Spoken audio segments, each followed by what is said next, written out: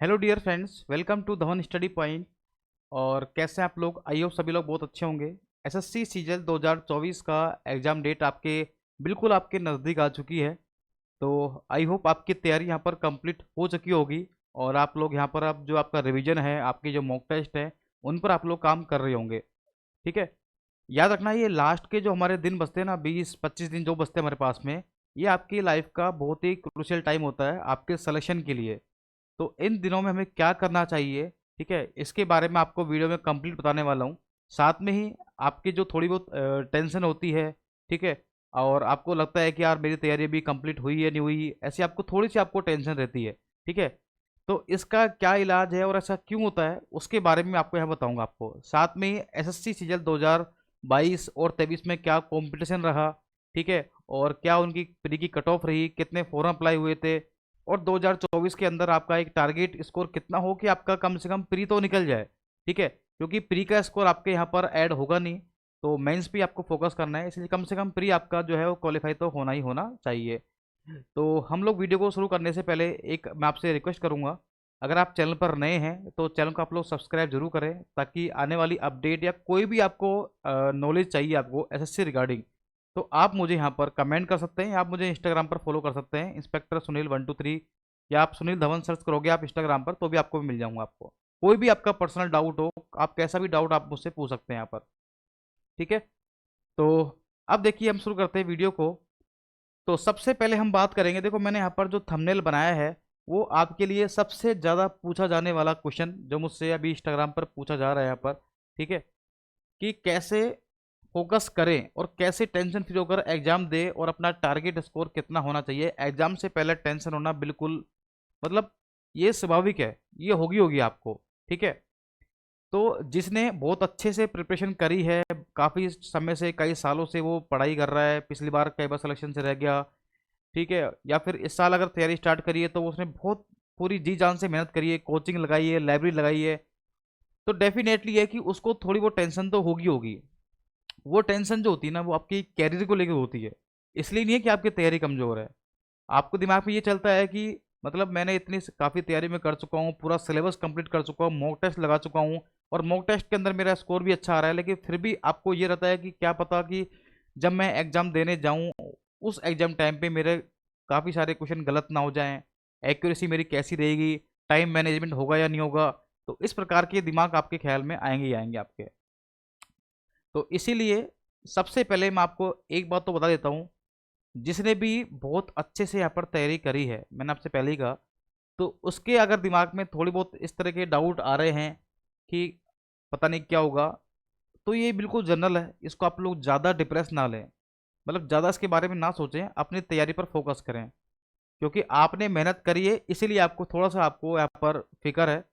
और जिसने तैयारी नहीं करी है, जिसने सिर्फ फॉर्म अप्लाई किया है, या जिसके पास ऑलरेडी जॉब है, जॉब भी ऐसी जो उसको सेटिस्फाइड हो, तो उसको बिल्कुल भी टेंशन नहीं होगी, वो आराम से माइंड फ्री होकर के एग्जाम देगा।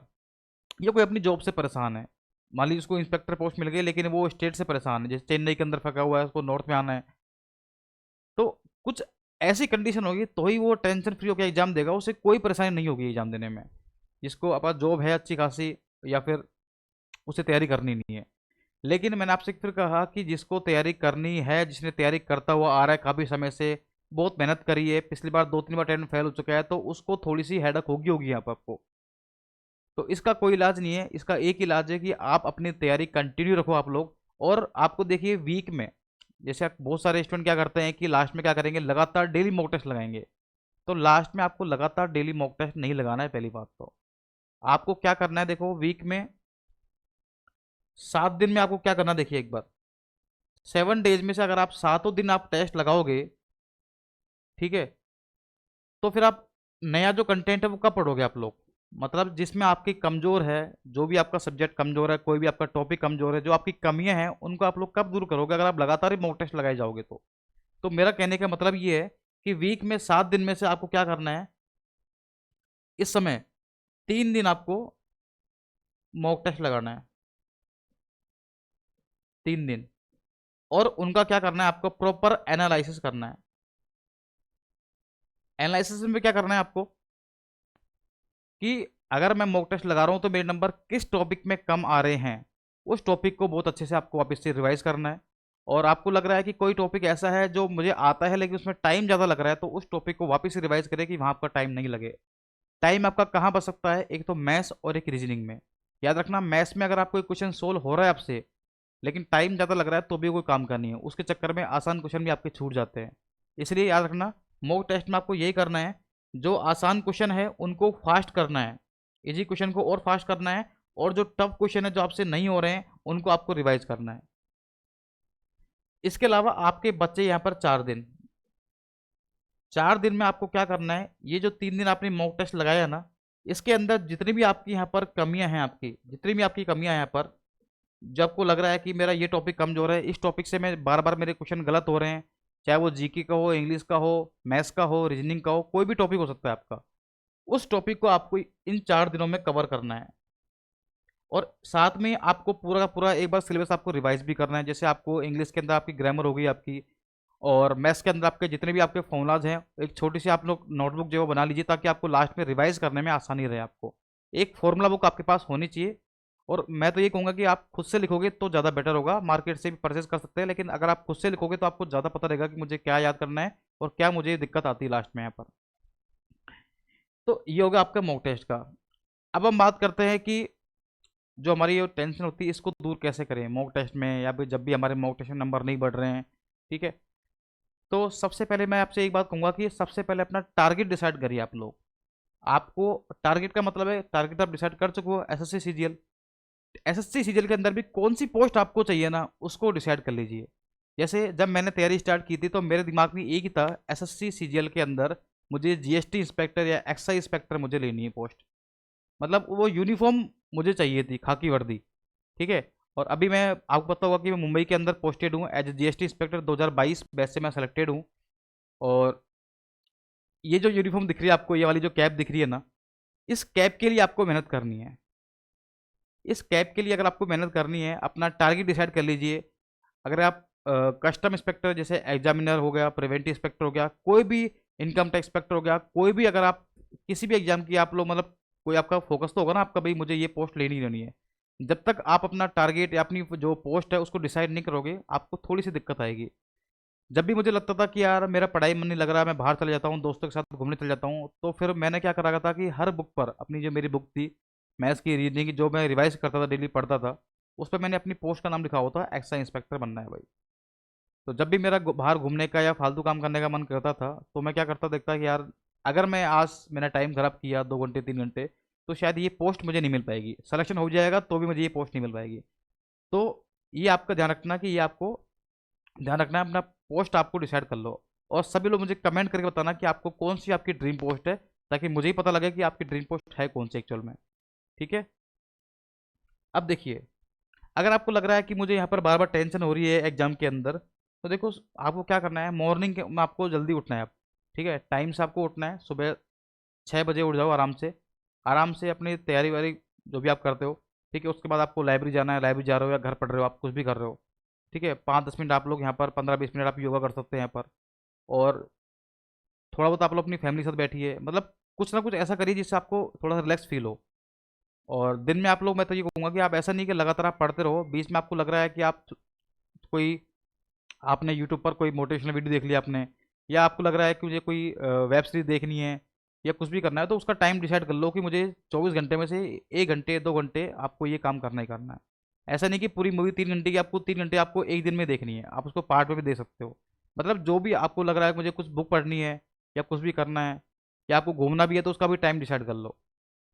तो इससे क्या होगा, आपको थोड़ी सी जो टेंशन है वो आपको थोड़ी सी यहाँ पर कम हो जाएगी।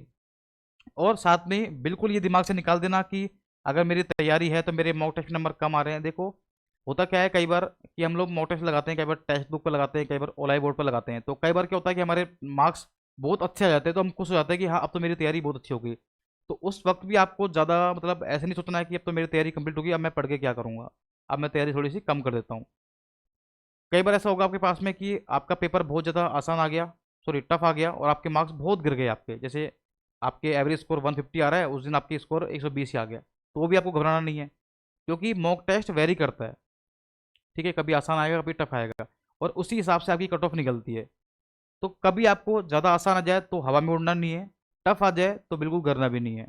अपने आप को बैलेंस रखना है कुल मिला करके, और बिल्कुल माइंड फ्री रखना है। अपने दोस्तों के साथ में भी टाइम निकालना है, फैमिली के साथ टाइम निकालना है। तो ये चीज़ें आप करोगे थोड़ा सा, आप लोग कुछ दिन आप लोग एग्जाम तक, तो आपका माइंड थोड़ा रिलैक्स रहेगा। लगातार आपको पढ़ना नहीं है 24 घंटे, ऐसे नहीं किताबों में घुसे रहो आप लोग। रिलैक्स भी करना है, मॉक टेस्ट भी लगाने हैं आसान, और कम से कम ज़्यादा कुछ नहीं कर पाओ तो प्रीवियस ईयर के जितने पेपर है ना, उसको तो बिल्कुल मत छोड़ना आप लोग। प्रीवियस ईयर के सीजे खासकर 23-22 के तो पेपर को आप लोग बिल्कुल भी मत छेड़ना, मतलब बिल्कुल मत छोड़ना। लगातार आपको उनका बार बार रिवाइज करना है, उनमें देखना कि ऐसा कौन सा क्वेश्चन जो मुझे सोल्व नहीं हो रहा है।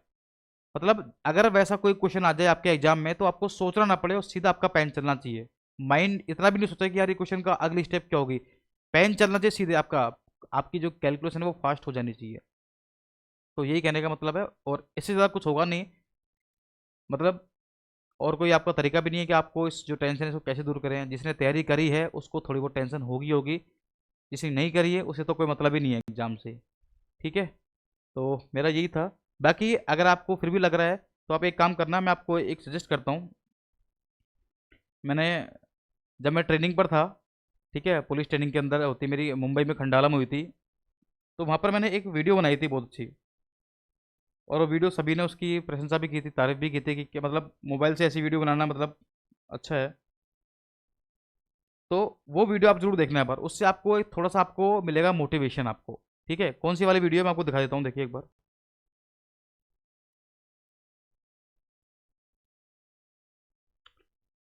ये मैंने प्रॉपर वीडियो बनाई थी, मैंने पूरी पूरी ट्रेनिंग की जो वीडियो है। ठीक है, कैसे आपको ट्रेनिंग होती है, किस आपका क्या शेड्यूल रहता है खाने पीने का, मॉर्निंग से के लास्ट तक क्या शेड्यूल आपका रहता है यहाँ पर। ये पूरी प्रॉपर मैंने वीडियो बनाई हुई है, आपको ये मेरे यूट्यूब चैनल पर ही मिल जाएगी। ये देखो एक बार, कैसे आपके योगा वगैरह सब कुछ। तो ये वाली वीडियो आप जरूर देखना, इसका लिंक मैं आपको कमेंट बॉक्स में या डिस्क्रिप्शन में आपको डाल दूंगा। तो ये वीडियो जरूर देखना आप लोग, बहुत मजा आएगा आपको, और आपको लगा कि यार मतलब सिर्फ आपको अभी मेहनत करनी है, उसके बाद आपके मजे ही मजे हैं। ठीक है, काम तो करना ही पड़ेगा लेकिन आपको मजा आएगा। इसकी ट्रेनिंग की जो होती है ना बहुत शानदार होती है। पूरे आप जी आपकी पूरी जो टेंशन है ना पूरी जिंदगी भर की जो आपने मेहनत करी है ना, ये और खास करके आपकी जो सैलरी है वो आपको मोटिवेशन देगी देगी। अभी आपकी सैलरी बताऊँ, अगर 4600 गेट पे की तो आराम से मतलब 75+ ही आपकी सैलरी आ रही है, तो ये भी एक अपने आपके अंदर बहुत बड़ा मोटिवेशन हो सकता है। ठीक है, अब बात करता हूँ कि 2024 के लिए आपको क्या टारगेट रखना चाहिए। उससे पहले देखिए, आपको पता है कि सीएल 2022 के अंदर आप देखोगे तो जनरल कट ऑफ कितनी गई थी, मात्र 114 गई थी। ओबीसी की भी एक सेम गई थी, ईडब्ल्यूएस की 102 गई थी, एससी की 89, एसटी की 77, ओएच की 70, एचएच की 40, वीएच की 40, और अदर्स जो आपके पीडब्ल्यूडी वाले हैं उनकी 40 आपकी कट ऑफ गई थी आपके यहाँ पर। ठीक है, और इसके अलावा आप देखोगे यहाँ पर सीजल 2023 की टायर फर्स्ट की बात कर रहा हूँ, जनरल की 150, ओबीसी की 145, ईडब्ल्यूएस की 143, एससी की 126, एसटी की 118, ओएच की 115, एचएच की 77, वीएच की 121, अदर पीडब्ल्यू की 57, और ईएसएम यानी एक्स सर्विसमैन वालों की आपकी 100 नंबर कट गई थी आपकी। ठीक है, इधर भी आपकी 40 थी यहाँ पर। 2022 के अंदर आप देखोगे तो फॉर्म जो अप्लाई हुए थे वो 34.8 लाख हुए थे, 34.8 लाख। तो काफ़ी, क्योंकि इस टाइम वैकेंसी बहुत ज़्यादा थी तो सबको लगा कि मेरा सिलेक्शन हो जाएगा, तो फॉर्म अप्लाई हो गए थे काफ़ी सारे यहाँ पर। वैकेंसी भी अच्छी खासी थी, 37,000 के आसपास। और क्वालिफाई कितने हुए थे, 3,60,432, यानी कि अप्रोक्सीमेट आप देखोगे तो 10 गुना के आसपास जो है प्री में क्वालिफाई किए थे। पहले आप देखोगे तो पहले 15 गुना बच्चे पास करते थे, अब धीरे धीरे वो क्वालिफाई प्री में कम कर रहे हैं क्योंकि प्री के मार्क्स वैसे भी ऐड होते नहीं है। ये आप लोग ध्यान रखना। 2023 के अंदर देखो वैकेंसी बहुत कम थी, आपको पता है वैकेंसी लगभग शायद 8,400 के आसपास थी। और फॉर्म जो अप्लाई हुए थे वो 24.74 लाख हुए थे। तो ये तो मेंटेलिटी बनी हुई है कि वैकेंसी कम है तो मेरा सिलेक्शन होगा नहीं, हो तो उस हिसाब से लड़के अप्लाई भी करते हैं। ये फैक्ट है, जिस साल ज़्यादा वैकेंसी आएगी फॉर्म भी ज़्यादा अप्लाई होंगे। और क्वालिफाई कितने हुए थे आपके यहाँ पर देखिए प्री के अंदर, शायद लगभग ये 71,120 ऐसा कुछ होगा ना, ये ध्यान नहीं है मुझे, लेकिन लगभग मुझे इतना पता है कि 8.5 गुना के आसपास आपके विद्यार्थी पास हुए थे आपके यहाँ पर। ठीक है, लगभग 8.5 गुना विद्यार्थी पास किए गए थे प्री के अंदर आपके। तो ये था पूरा आपका बायोडाटा यहाँ पर। और वैसे अगर हम बात करें तो कंपटीशन तो बढ़ेगा, जब वैकेंसी ज़्यादा आएगी तो कंपटीशन तो आपका बढ़ेगा, ज़्यादा फॉर्म अप्लाई करेंगे, लेकिन घबराना बिल्कुल नहीं है। ज़्यादा फॉर्म अप्लाई करने वाले कोई काम के नहीं है। ठीक है, फॉर्म अप्लाई करने में दिक्कत नहीं आती है, दिक्कत आती है सिलेक्शन लेने में। तो 2000 जो आपका 24 है, देखो ये 24 है यहाँ पर आपका, 2024 में आपको देखो क्या टारगेट रखना है। देखो आपको पता है कि फॉर्म अप्लाई हुए हैं 36 लाख, यानी कि मुझे लग रहा है कि इस अब तक के 7-8 सालों में सबसे ज़्यादा फॉर्म अप्लाई हुए हैं इस बार आपके, कितने, 36,73,000। और वैकेंसी कितनी है, 17,000। तो घबराना नहीं है, फॉर्म अप्लाई करने से कुछ नहीं होता, सिलेक्शन लेने से होगा, जो भी होगा मेहनत करने से। तो इस बार देखो प्री के लिए आपका एक टारगेट स्कोर, मतलब इतने नंबर पे प्री मेरे हिसाब से क्लियर हो जाना चाहिए। बाकी वो डिपेंड करता है, पेपर अगर ज़्यादा आसान आ गया तो कट ऑफ बढ़ भी सकती है, और पेपर बहुत टफ आ गया तो कट ऑफ बहुत गिर भी सकती है। ठीक है, लेकिन इतना टारगेट तो आपको प्री क्वालिफाई रखना ही पड़ेगा। 135 से 140 ओबीसी का, 133 से 138 ईडब्ल्यूएस का, 128 से 133 एससी, 110 से 115 एसटी, 105 से 110। ठीक है, ये एक आपका मिनिमम टारगेट है कि इससे कम मार्क्स अगर आपके आ रहे हैं तो आपको थोड़े सोचने की जरूरत है, आपको दिक्कत हो सकती है। बाकी ये कोई कट ऑफ नहीं है, मैं पहले कह रहा हूँ ये कोई कट ऑफ नहीं है, सिर्फ आपके लिए एक जनरल आइडिया है कि आपको इतने मार्क्स अगर आपके आने चाहिए मॉक टेस्ट में, अगर आपको बिल्कुल सेफ खेलना है तो। ठीक है, तो ये पूरा था वीडियो।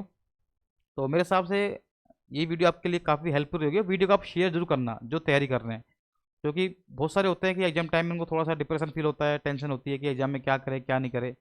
तो बिल्कुल टेंशन नहीं लेनी है, बिल्कुल माइंड फ्री होकर आपको एग्जाम देना है सीएल 2024 का, बिल्कुल माइंड फ्री होकर के। ये सोचना है कि एग्जाम क्लियर हो गया तो अच्छी बात है, नहीं तो हो सकता है कि मुझे इससे भी अच्छी पोस्ट मेरी लाइफ में लिखी हो।